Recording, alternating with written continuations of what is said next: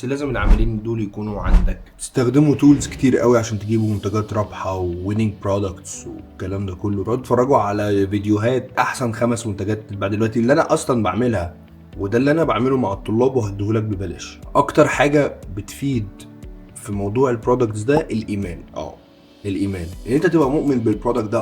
انا هعرف ابيعه. انا بتكلم ان انت عملت ريسيرش بتاعك وعملت كل حاجه وعملت انالايزنج والدنيا تمام، بس انت لو مش مؤمن بالبرودكت عمره ما هيبيع. انت دخلت على منتج لقيته بيبيع ب 5000 مره في اليوم، المنتج ده مش كان صفر في البدايه، صح ولا لا؟ طب مين اللي عمله؟ اكيد واحد امن بيه، اجتهد، والريسيرش بتاعك كويس، اد كوبي وادفرتايزنج فيديو كويس.